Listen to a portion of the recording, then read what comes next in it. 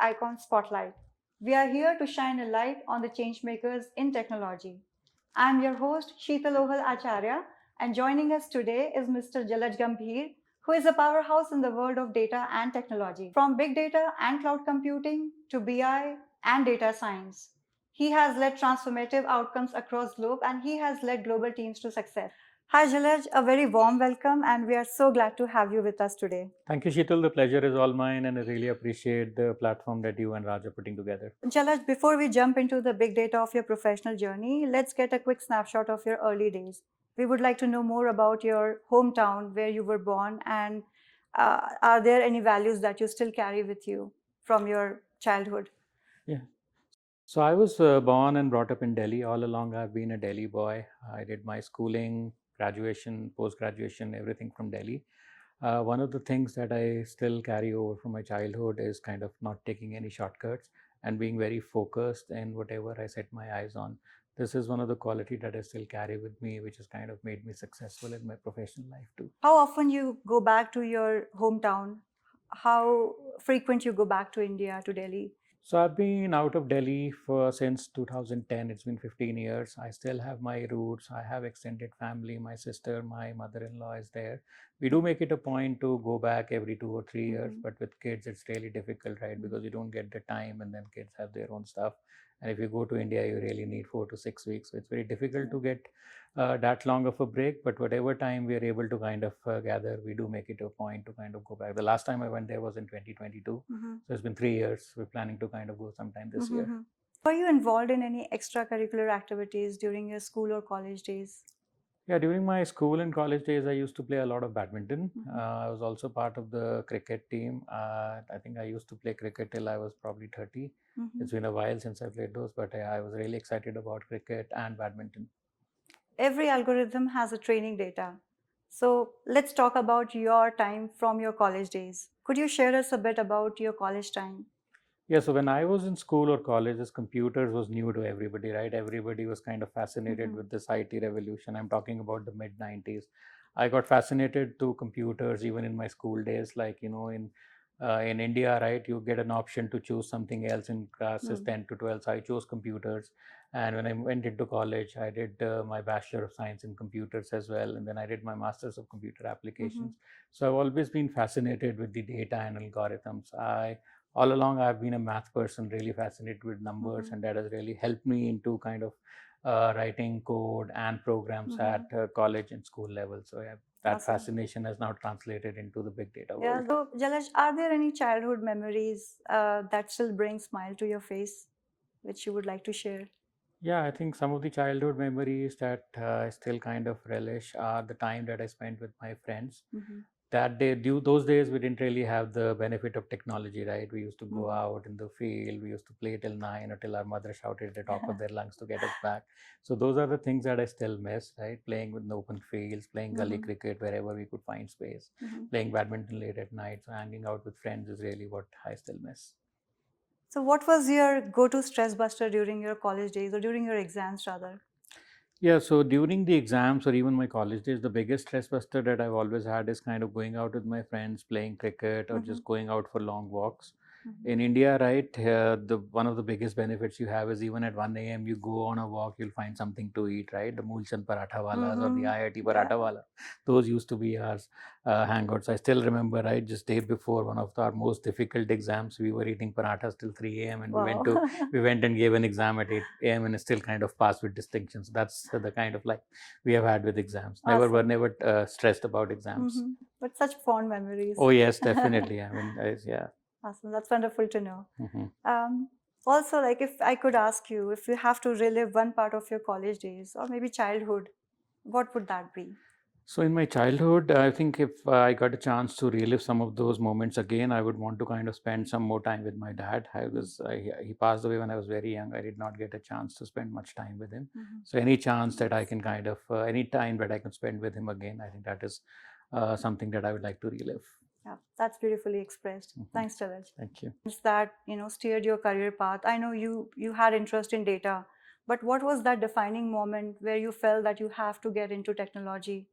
Yeah, so when we were in college, right, at that point of time, I don't know if people today will kind of attest to that. We had this Y2K problem where we got to know after 1999 all computers would die. So that was one thing, right, that we really wanted to overcome. So that was one key defining moment. And at that point of time, this whole internet revolution was coming along. So these are the two key things that kind of kept us motivated. Yeah, right, that we've chosen the right field. This is where the future is going to be. So these are the two kind of defining moments, if you were to kind of categorize. Yeah, that's impressive. How about any mentors or maybe friends or any professor who have had a lasting impact on you? Yeah, so sadly in the Indian university world, right, the professors do not really give you that much attention, unlike what you get here. So I mean, I credit my friends a lot, right, for kind of building that cohesive love towards the programming language. I mean, we had a group of close friends who were always wanting to kind of do something nice, write new code, build new algorithms. I am still in touch with those friends. So those have really shaped my early programming days. I mean, I had the same friends from college going into MCA together. So yeah, that we really formed a good bond, and we were able to kind of still continue and talk. So those were the lasting memories which I still cherish. What excites you most about the current direction of big data? This is the best time to be in the field of technology, right? With all the advances that we have seen with generative AI and machine learning, this is what I've been advising my kids, right, to do. Because when we were graduating, we just had one stream, right? Okay, that time we only had one programming language. But now I think people have so many options to choose from. So this is really exciting, right? I mean, we have 5-year-old kids now using ChatGPT to kind of figure out stuff. So I mean, what more exciting things can you ask for? So this is both challenging as well as a bit daunting as well, right? Because we keep hearing with the advent of AI, will we really have jobs in the next 10 years or not? So what advice that I would give to youngsters who are coming fresh out of college is be fearless, right? And be ready to be flexible, right? Don't just focus on one thing. There are so many avenues, right? We keep saying that ultimately AI is going to replace us. I don't think that is ever going to happen. Yeah, but we have to kind of change to incorporate AI into our life, right? So we have to think of this as more of an augmentation rather than a kind of a replacement. There will be jobs. There might be jobs mostly in Gen AI. People, everybody 2 years from now would be kind of doing prompt, would be kind of writing code for prompt engineering, or people would be kind of building their LLM models. So don't be afraid, be fearless, and be ready to be kind of change with the times, right? That is one advice that we would have for people who are coming fresh. Let's talk about your achievements, Jalaj. Could you please share like some of your proud assignments or projects which you personally feel proud about sharing? Yeah, so one of the projects, right, this goes back to like 2007, 2008. The project was very challenging because the technology that we were dealing with was new. Nobody had any knowledge about this product. It was a very new product, a niche product at that time. Nobody had any documentation or anything. And to kind of make it more interesting, I was kind of just got into a relationship with my wife. So I had to balance both personal and professional commitments with a very challenging project timeline. So this was one very complex project. And then the other one was when my first baby was about to be born, right? So Nidhi had a very difficult pregnancy. And on top of that, I was kind of dealing with a new client, very aggressive stakeholders. And to top it all, both the delivery of my baby and the project go live were on the same day. There was a backup plan just to make sure that if Nidhi went into labor, somebody else would have to come. And so those were, yeah, when you speak to Nidhi, she'll probably kind of give you more stories about that. But these were the two very complex projects, although they are now what 10 or 15 years old, but still are very close to me. These are the moments, right, that you kind of stay with you forever. You can deal with complex projects all the time. Technology is changing, but when you have to balance both family and complex project commitments, those are the things. And when you are successful at both, those are the things that remain with you throughout your life. Definitely. And since like, those projects had direct connection with your family, so it was kind of a, strong bond you had. Yeah. And I'm sure those are gonna be like, the memories that gonna stay with you forever. Yeah, some of my project teammates from those times still thank Nidhi for holding on to Adve, right, and not delivering early. We'll talk to Nidhi about that experience. Sure. So, Jalaj, you have also led, like, the digital transformative initiatives across globe. So, how do you see, like, what companies, the way digital transformation the companies are doing now versus, say, 5 years ago? What difference do you see? So 5 years back, right, the organizations had time, right? Now, if you don't have time, you're already running behind a eight ball, right? With the advent of AI and the new technologies that are coming in, you have to be two steps ahead. 5 years back, right, the transformations were kind of driven more by the marketing team who were kind of focusing on the industry trends. But these days, it is all driven by technology and AI. So the CTO has to be kind of two steps ahead of the CEO and always kind of advising him on the current trends, especially around with the advent of data and AI. So now we can't just wait. 5 years back, even if we started a year early, there was time for us to catch up. But here, if we start behind, then we are always kind of behind in the game.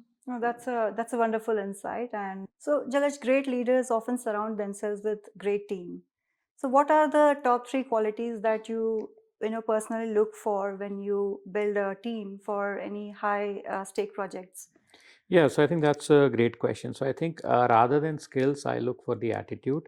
People these days have to be very adaptable and flexible to the ever changing demands of the industry. Gone are the days where you could just stick to one technology. I think we are no longer in our parents' generation where we kind of got a government job and then we are secure for the rest of our life. We can no longer survive in the market without being flexible. So that's one. Second, people should be willing to take risks, right? I mean, great leaders are born out of adversity, right? As we say, right? Necessity is the mother of all invention. So you have to challenge people. People should be willing to kind of take on new initiatives. So that's the thing that I look for in my team. And lastly, what I also look at is how people are perform in a kind of a pressure situation and how good are they in kind of growing their team too, right? Because at the end of the day, it's all about growing with people, as I had earlier said. So these are the three qualities that I look in kind of building high performance team. So, Jalaj, behind every tech leader, there is a support system that is running quietly in the background. So let's give them a little bit of spotlight today. We would love to know more about your wife, your kids, or maybe when did you first met your wife, and was it a love marriage or an arranged marriage? Yeah, so my biggest support system is my wife, Nidhi, right? She is the love of my life. So the impression that people get of me is a very serious person, but contrary to that, we had a love marriage. I met her in 2007. I have two lovely kids. One is a son, 14 years old, Adve, and our lovely daughter Palakshi, who is 11. These three guys are my rock. So with COVID and even pre-COVID, I've been working a lot from home. So after a busy day or after a complex meeting, right, these are the three guys. When I see their faces, that kind of rejuvenates me. So these have been really my support system for the past 17 years. I'm really grateful that these guys are in. That's so beautifully expressed, Jalaj. We would like to invite Nidhi, and we would like to, have her join our conversation. Oh, sure, yeah. She would be a much more interesting person to talk to than me. Hi, Nidhi. Welcome to our show, and it's an absolute pleasure to have you join us on our show today. So, thank you for joining us. Thank you so much, Sheetal. Thank you for having us here. So, Nidhi, we would like to start, to know more about your how you first met Jalaj. What's the story behind when you first both met? Was it a love at first sight? What it was? Well, it's a very different story. Jalajan, nobody believes us, but we actually met at a common friends party, and there were no sparks at first at all because we are very different. He's a very introvert, and I'm a complete extrovert, so we are poles apart. And nobody had ever predicted that we would actually end up together. But we just started talking, and we just realized that we had some common passions together.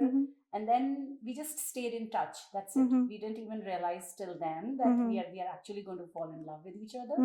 But then gradually we started talking over the phone. We went out for coffee just as friends.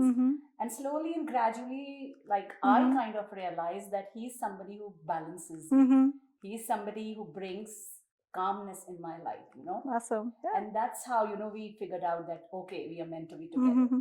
That's such a lovely story. Yeah, we are the real definition of opposites attract. So, Nidhi, you talked about the common passion. Yeah. What is that? Well, both of us are adventurous. And both of us are very close to our families, like very close. I'm very close to my mother. He was very close to his mom. She is no more now. But he had that caring attribute that you would want in your would-be partner. He was very caring. He was very loving, and he was very honest about everything. I still am. Yeah, he It still is. Okay. But those are the things which actually attracted me to him. His caring attitude, and he was as adventurous as me. And he never said no to any new adventures we wanted to have together. So that was one thing that really brought us together.